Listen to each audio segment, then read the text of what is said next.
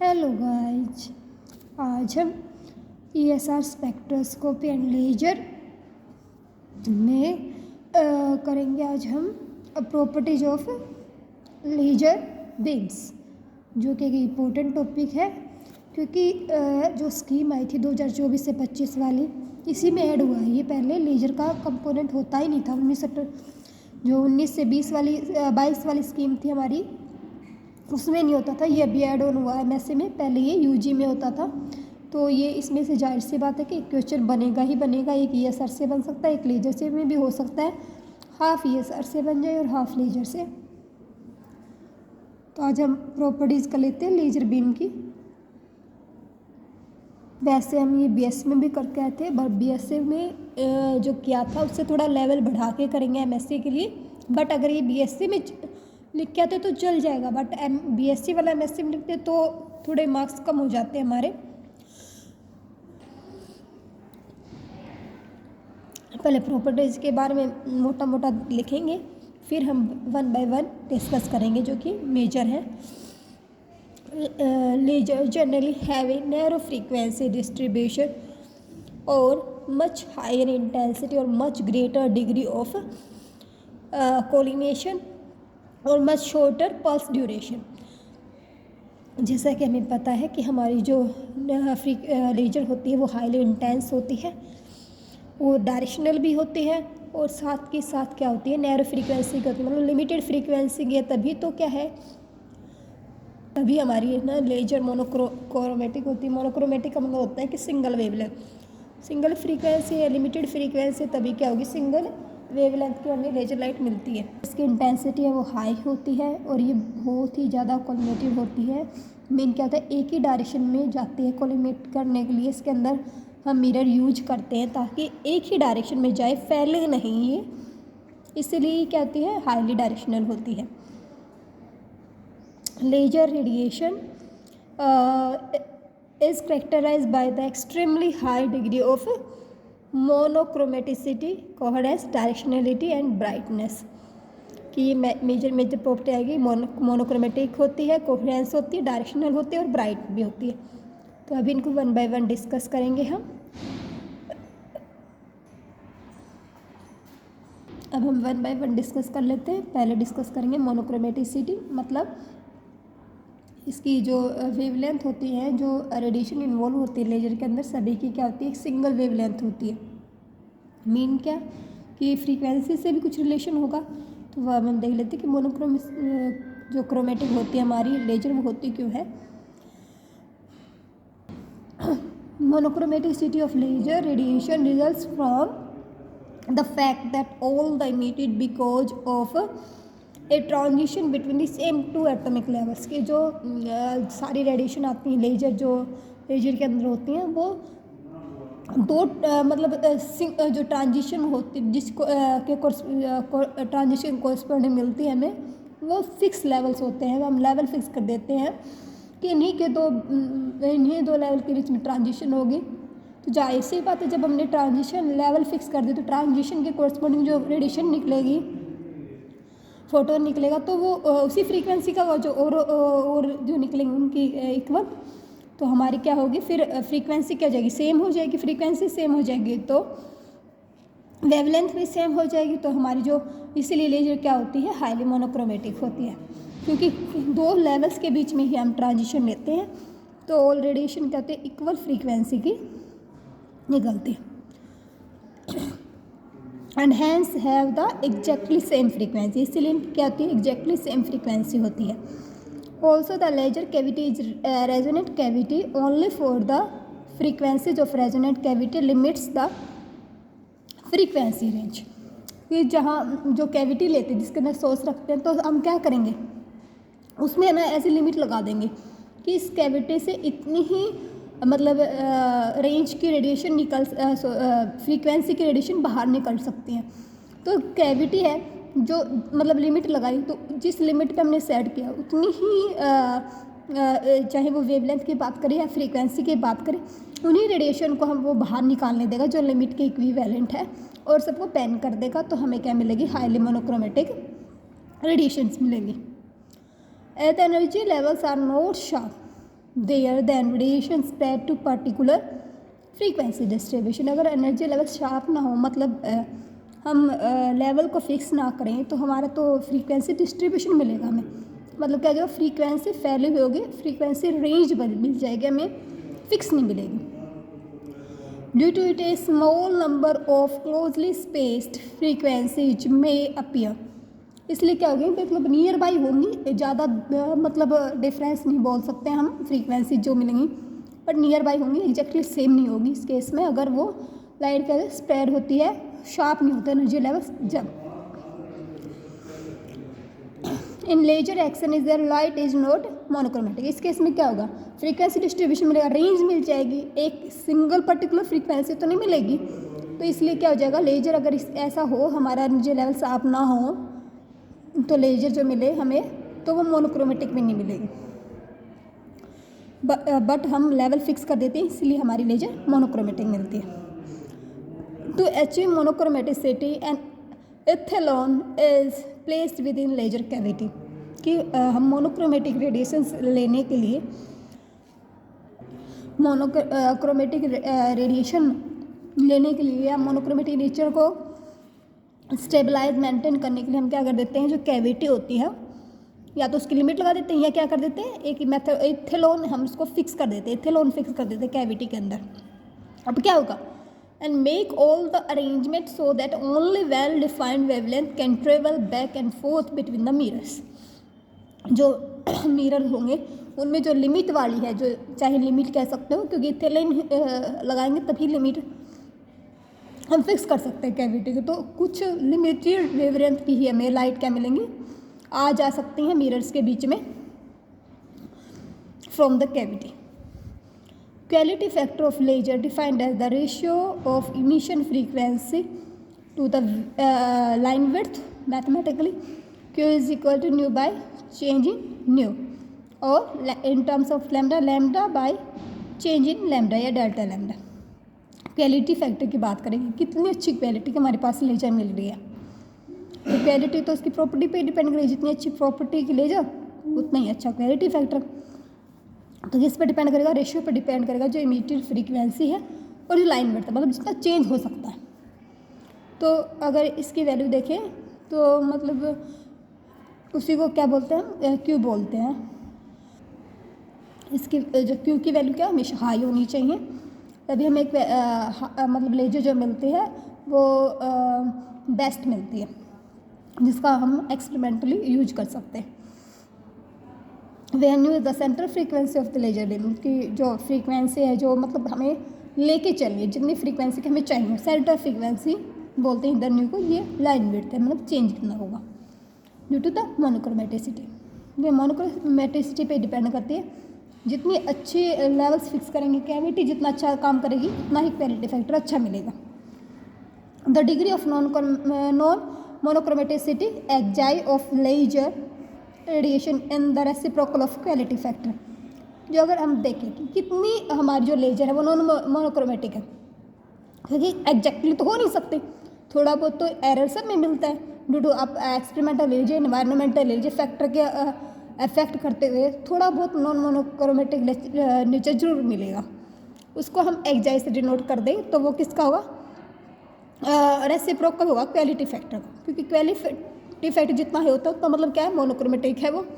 But जो ये हो जाएगा नॉन मोनोक्रोमेटिक की बात करेंगे तो ये रेसिप्रोकल होगा, भाई क्वालिटी फैक्टर कम है तो इसका मतलब क्या है, नॉन मोनोक्रोमेटिक नेचर उसमें इन्वॉल्व है।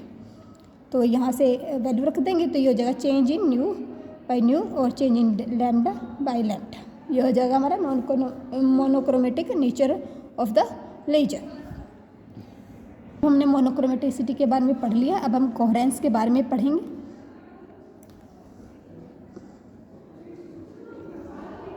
जैसा कि हम इंटरफेरेंस में भी पढ़ते हैं कि कोहेरेंट सोर्स लेते हैं, मतलब क्या, वो सोर्स जो सिंगल वेवलेंथ की या मोनोक्रोमेटिक मतलब विदाउट फेज डिफरेंस के रेडिएशन को इमिट आउट कर सकते हैं,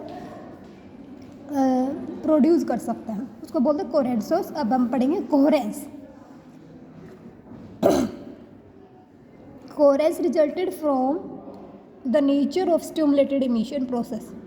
हाँ, थोड़ा डिस्टर्बेंस हो रहा है वीडियो बनाते हुए क्योंकि आज मेरी तबीयत बहुत ज़्यादा ख़राब है। फिर भी करते हैं आगे। जो कोहेरेंस की जो प्रॉपर्टी होती है लेजर की, वो होती है ड्यू टू स्टिमुलेटेड इमिशन। जो हमारी आपको पता है कि दो टाइप के इमिशन होते हैं, स्टिमुलेटेड और स्पॉन्टेनियस। जो लेजर में तो स्टिमुलेटेड होता है। There are 2 types of coherence. 2 types के कोहेरेंस है, जैसे कि हम यूज में भी पढ़ के आए हैं, temporal and spatial. Spatial coherence क्या होता है और टेम्परल कोहेरेंस क्या होता है, वो हमने जैसे हम यूजी में देखें तो मतलब ज़्यादा ही हम उसको बेसिकली पढ़ते हैं, बट इधर हम कंबाइन पढ़ेंगे क्योंकि हमें कोहेरेंस पढ़ना है कि अलग अलग। Consider 2 points P and Q such that apart by a distance L in the direction of propagation of laser beam as shown in figure 1। जो फिगर 1 देख रहे हो आप, P और Q हमने क्या ले लिए हैं, 2 पॉइंट ले लिए हैं जिनके बीच की डिस्टेंस L है। किस डायरेक्शन में? Direction of propagation of laser, कि जिस डायरेक्शन में हमारे लेजर जा रही है उस डायरेक्शन में हमने ये लिए हैं। If a definite and fixed phase relationship exists between the wave amplitudes at P and Q at a time t and t plus tau, then wave shows temporal coherence for time t। कि अगर इधर कोई fix relation phase relation fix हो जाए कि T time में भी P और क्यू पे वही है और टी प्लस टाउ, मतलब टाउ आपका हो सकता है, टाउ को बोलते हैं टेम्परल कोहेरेंस। टी मतलब कुछ ऐड हो जाए टाइम टी में, तब भी जो फेज रिलेशन है पी और क्यू पे वो सेम रहे, तो इसको क्या कहते हैं, टेम्परल कोहेरेंस कहेंगे। किस टाइम पे? टी पे, कि जो फेज रिलेशन है हमारा पी और क्यू का वो टी पे और आफ्टर सम टाइम भी मेंटेन रहे।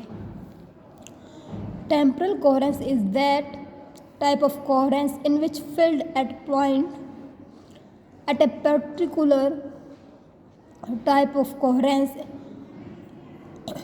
टेम्परल कोहेरेंस क्या होता है? वो टाइप होता है कोहेरेंस का जिसमें क्या होता है, जो पॉइंट पे है ना, पर्टिकुलर हम कोई पॉइंट ले ले तो मतलब कुछ टाइम के बाद भी वही रिलेशन रहे और पहले भी वही रिलेशन रहे। तो mean temporal coherence is that type of coherence in which field at a point at a particular time and at the same point at the some later time are related. मतलब जो field है, जो उसके बाहर का environment है, वो पहले भी इतना टी टाइम पे भी उतना ही था और आफ्टर सम टाइम भी उसी पॉइंट पे उतना ही रहे, तो उसको बोलते हैं हम temporal coherence. The maximum separation L eight which the fixed relationship is retained is called coherence length. कि मतलब वो लेंथ, एक पॉइंट ले लिया हमने, उससे उतनी लेंथ पे, कोई लेंथ है हमें अभी पता नहीं, तो उतनी लेंथ पे कि वो फेज रिलेशन सेम रहता है टी टाइम पे भी और टी टाइम के आफ्टर सम, मतलब टी में कुछ ऐड ऑन हो जाए उस टाइम पे भी, तो जिस लेंथ पे ये रिलेशन मिलेगा उसको बोलते हैं coherence length.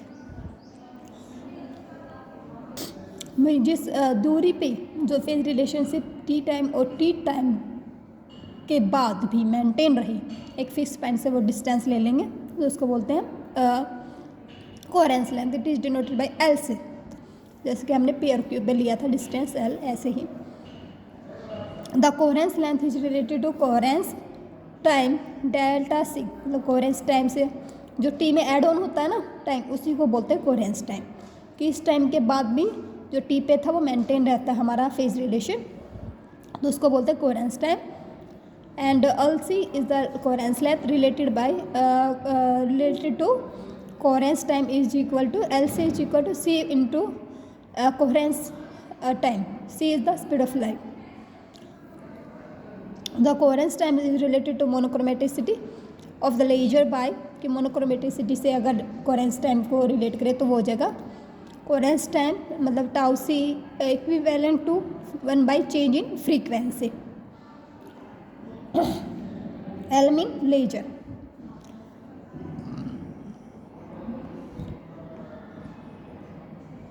L and L C. अब देखो ये टाउ सी के साथ रिलेशन किसका आया, हमारा मोनोक्रोमेटिसिटी का। तो एल सी के साथ किसका था, टाउ का, तो फर्स्ट और इस रिलेशन से हम कर लेते हैं L C is equal to C by tau C की जगह पे रख देंगे change in V nu L. और हमें पता था न्यू का रिलेशन होता है लैम्डा के साथ, जो हमने पढ़ा है मोनोक्रोमेटिसिटी के साथ रिलेशन पढ़ा था lambda into change in lambda, वो रख देंगे इधर। तो एल सी आ जाएगा हमारा equivalent to lambda square change in L, क्योंकि सी का रिलेशन भी तो होता है ना nu is equal to C by lambda, वो रिलेशन भी यूज किया है। तो ये हमारा आ गया है। कोहेरेंस की बात कर ली, वो भी हमने टेम्परल की। अब स्पेटियल कोहेरेंस की बात कर लेते हैं। Spatial coherence in the simplest case है ये हमारा, मतलब सबसे ईजी। अगर कोहेरेंस टेम्परल कोहेरेंस से समझिए तो भी ईजी पड़ता है हमारा spatial coherence. Tell us about the phase relationship between the field amplitude at 2 point P and Q in plane normal to the vector K। जो स्पेटियल कोहेरेंस है वो रिलेशन बताता है एम्पलीट्यूड, फील्ड एम्पलीट्यूड के बीच में, और 2 पॉइंट होते हैं जैसे हमने टेम्परल कोहेरेंस में कहते हैं सेम। बट इसमें जो प्लेन लेते हैं वो नॉर्मल होती है, कोई वेव वेक्टर लेते हैं ना उसके नॉर्मल मतलब परपेंडिकुलर होती है in case of spatial coherence. उसमें हम कोई डायरेक्शन की बात नहीं करते, कोई परपेंडिकुलर ये सेटअप मतलब हमें जरूरत नहीं होती, बट इसमें हम परपेंडिकुलर की कंडीशन इन्वॉल्व हो जाती है in case of spatial coherence. As shown in figure 2 कि फिगर 2 है जो हमारा, उसमें देखेंगे अभी हम। ये है हमारा फिगर 2 जहाँ पे पी आर क्यू क्या 2 पॉइंट है जिसमें हमें फेज डिफरेंस लेना है, और ये परपेंडिकुलर किसके हैं, के मतलब wave vector direction of wave. Light that is emitted from different paths of conventional light source is not phase related. Therefore, the light from extended source will not be spatially coherent. अगर हम conventional source की बात करें जो कि हम घरों में यूज करते हैं, वो क्या होता है उनमें फेज रिलेशनशिप नहीं होता। जो भी रेडिएशन होती है मोनोक्रोमेटिक लाइट या लाइट में जितनी भी रेडिएशन होती है उनमें क्या होता है, फेज रिलेशनशिप बिल्कुल भी नहीं होता। बट अगर हम बात करें लेजर की तो उसमें फेज रिलेशनशिप होता है हर एक रेडिएशन के बीच में, हर एक फोटोन के बीच में। The spatial coherence can be understand by the Young's double slit experiment.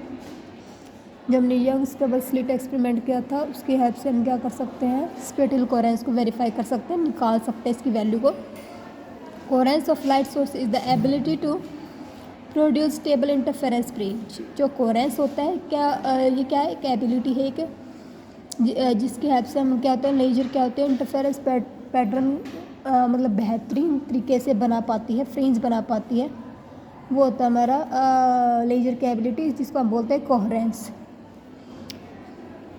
Temporal coherence can be studied with A Michelson Morley experiment या माइकलसन इंफेरोमीटर। जो हम टेम्परल कोहेरेंस होते हैं उसको स्टडी करते हैं with the help of Michelson spectrometer, और जो हम स्पेटियल कोहेरेंस को स्टडी करते हैं वो होता है हमारा यंग्स डबल स्लिट एक्सपेरिमेंट।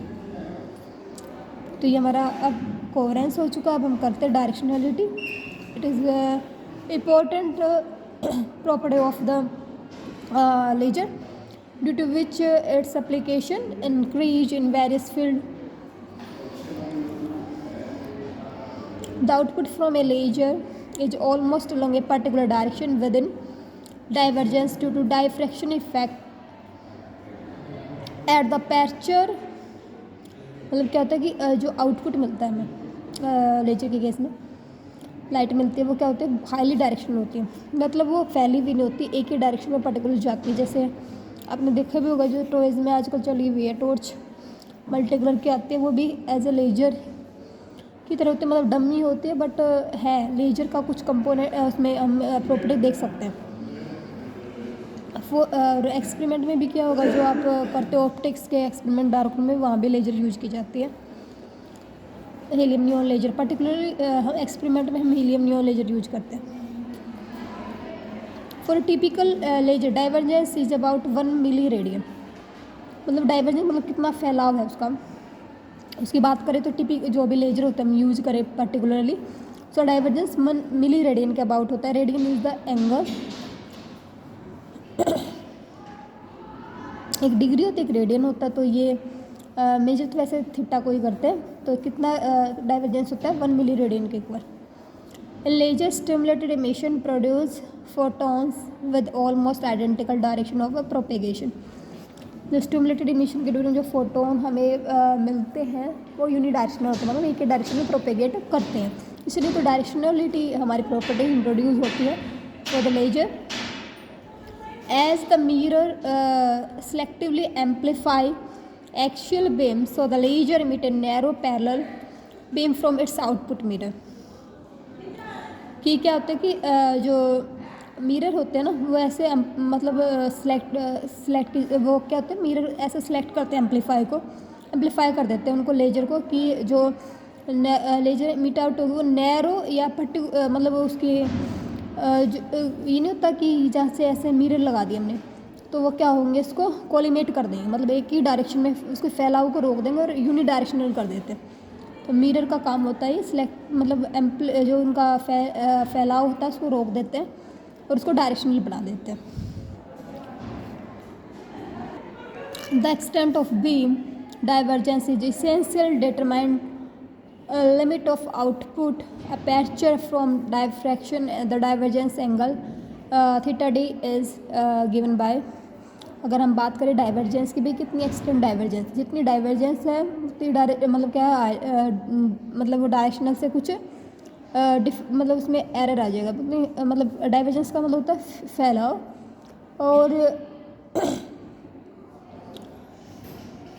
तो हम क्या करेंगे, उसको कन्वर्ज करने की कोशिश करते हैं ना, क्योंकि कन्वर्ज होती है डायरेक्शनल। तो डाइवर्जेंस एंगल निकाले हमारा, तो क्या रिलेशनशिप होता है theta D is equal to B lambda by D, where lambda is the wavelength of laser beam and d is the diameter of laser beam and b is the coefficient, or for particular wavelength that we used in daily life is equivalent to 1। Beta की value जो constant की value equivalent to 1 होती है।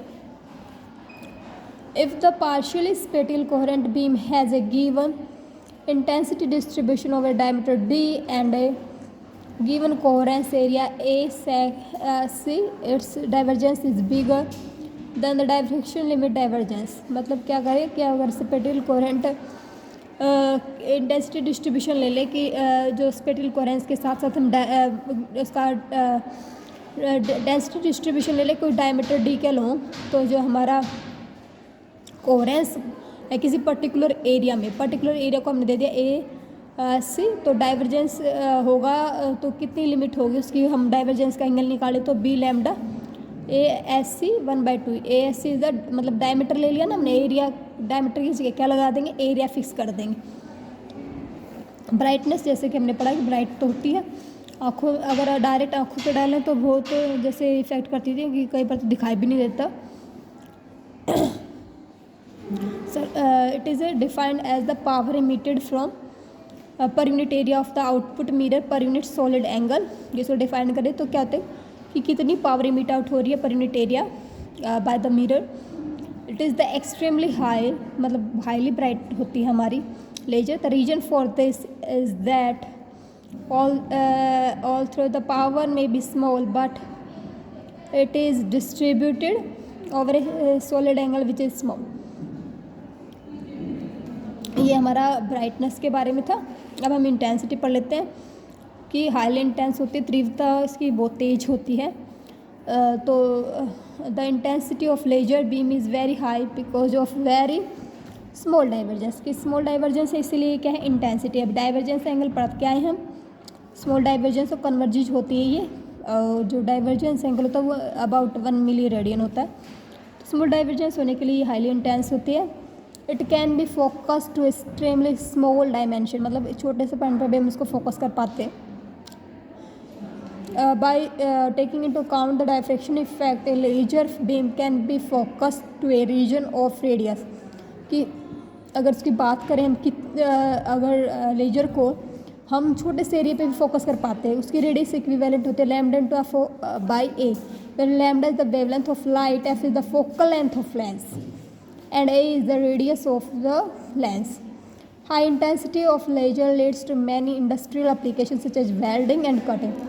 इसकी मतलब intensity high होने के कारण इसकी क्या एप्लीकेशन बढ़ जाती है, जैसे वेल्डिंग में यूज करते हैं, कटिंग में यूज करते हैं, क्योंकि छोटे से एरिया पे भी क्या कर सकते हैं, इसको फोकस कर पाते हैं हम।